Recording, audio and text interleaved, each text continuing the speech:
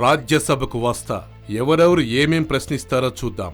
లోక్సభకు హాజరైన చర్చకు మాత్రం విపక్షం ముందుకు రాలేదు. రాజ్యసభకు వస్తా ఎవరు ఏం చేస్తారో చూద్దాం అని ప్రధాని మోడీ తనను కలిసిన మంత్రులు అరుణ్ జైట్లీ, అనంతకుమార్ మరికొంతమంది ఎంపీలతో ఛాలెంజింగ్ గా మాట్లాడారు.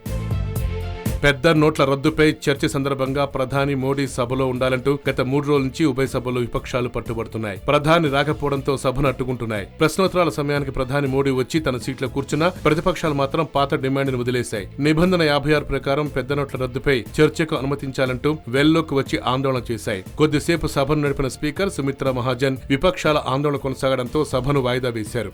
రాజ్యసభలోనూ సేమ్ సిచ్యువేషన్. ఈ నేపథ్యంలో ప్రధాని రాజ్యసభకు హాజరు కావాలని నిర్ణయించారు.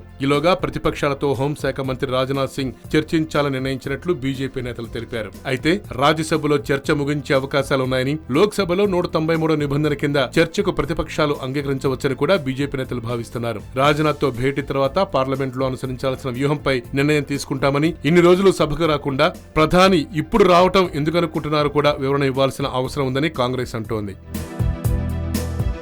మొత్తానికైతే ప్రధానమంత్రి నరేంద్ర మోడీ రాజ్యసభకు రావాలని, ప్రతిపక్షాలేసే ప్రశ్నలకు ఫేస్ టు ఫేస్ అక్కడే తేల్చుకుంటారని చెప్పడంతో ఒక్కసారిగా బీజేపీ శ్రేణుల్లో ఆనందోత్సవాలు వెల్లివిరిశాయి. ప్రధానమంత్రి మోడీ ఎవరెవరి గుట్లు చిట్టా బయట పెడతారోనని చెప్పని అప్పుడే ప్రతిపక్షాల్లో గుబులు రేగుతోంది. మొత్తానికి ప్రధానమంత్రి రాక పార్లమెంట్ లో ఉభయ సభల్లోనూ కొత్త మలుపు తిరుగుతుంది. ప్రజలంతా దేశవ్యాప్తంగా సర్వత్రా ఎదురు చూస్తున్నారు. Yoyo news, Hyderabad.